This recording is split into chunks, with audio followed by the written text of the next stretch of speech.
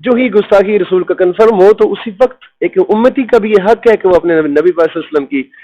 عزت و حرمت کا پہرا دے۔ شرعی لحاظ سے یہ حق انسان عام شہری کو حق ہے کہ کوئی گستاخی کرے تو ہم اس کو پکڑ کے قتل کر دیں؟ اصل میں جو صحابہ کرام کی جو سیرت کو دیکھا جائے تو یہ سب سے پہلا جو حق ہے وہ تو جو ہماری ریاست ہے اس کے ذمہ ہوتا ہے، لیکن یہ جو ہماری عدالت کے ماورا بھی ایسے قتل ہوئے ہیں کہ جسے اسلامی جو ریاست ہے اس نے اس کو پذیرائی دی ہے، جیسے کہ حضرت عمر فاروق رضی اللہ تعالیٰ عنہ کے دور میں بچوں نے جو عیسائی پادری کو ماورا عدالت قتل کیا تھا، تو اس کو حضرت عمر فاروق رضی اللہ تعالیٰ عنہ کی بارگاہ میں جب پیش کیا گیا تھا تو آپ نے بھی پھر انہیں دعاؤں سے نوازا اور فرمایا تھا کہ الحمدللہ آج ہماری امت اس بات پر پہنچ چکی ہے کہ اللہ تعالیٰ نے فتح عطا فرمائی کہ آج اسلام زندہ ہو گیا، کہ آج امت یہ سمجھ چکی ہے کہ گستاخی رسول کا انجام کیا ہے۔ اور دوسری حدیث پاک یہ ہے کہ ایک بندے نے، ایک یہودی نے اور ایک مسلمان نے، دونوں کا آپس میں لین دین کا کوئی تنازع تھا، تو وہ انہوں نے فیصلہ نبی صلی اللہ علیہ وسلم کی بارگاہ میں کروانا چاہا تو سرکار نے اس یہودی کے حق میں فیصلہ کر کے انصاف کے تقاضے کو پورا کیا۔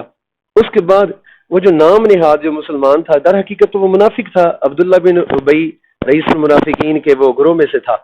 تو وہ وہاں سے اٹھ کے پھر حضرت ابوبکر صدیق رضی اللہ تعالیٰ عنہ کے پاس چلا گیا، تو آپ نے بھی فرمایا میرا بھی وہی فیصلہ ہے جو رسول اللہ صلی اللہ علیہ وسلم کا فیصلہ ہے۔ اس کے بعد پھر وہ حضرت عمر فاروق رضی اللہ تعالیٰ عنہ کی بارگاہ میں آیا اور آ کے کہنے لگا کہ جناب آپ فیصلہ کر دیجئے۔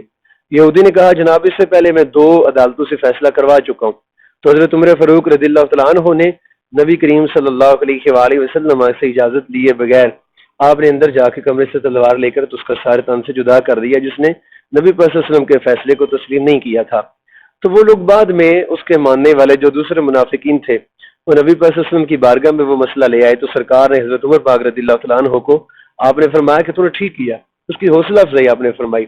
تو لہٰذا یہ گستاخی رسول، یہ جو ہی کوئی گستاخ آپ کے سامنے گستاخی کرے تو ضروری نہیں کہ آپ ریاست کا وہاں پر انتظار کرتے رہیں، اور فی زمانہ تو آپ دیکھ رہے ہیں کہ ہمارے ملک میں آسیہ ملونہ کو کس طریقے سے آؤن کرنے کے بعد بھی اسے چھوڑ دیا گیا، اور اس کے بعد پھر آپ دیکھ لیں کہ وہاں بہاولپور میں ایک لڑکے نے وہ پروفیسر کو قتل کیا، اور غازی ممتاز صاحب کو کس طریقے سے انہوں نے جناب پھانسی کے پھندے پر لٹکا دیا، اور کتنے گستاخان رسول اور ہیں کہ جن میں سے ایک یوسف قذاب نامی جس نے نبی ہونے کا دعویٰ کیا تھا، راجہ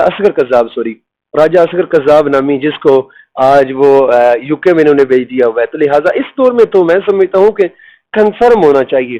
جو ہی گستاخی رسول کا کنفرم ہو تو اسی وقت ایک امتی کا بھی یہ حق ہے کہ وہ اپنے نبی پاک صلی اللہ علیہ وسلم کی عزت و حرمت کا پہرا دے۔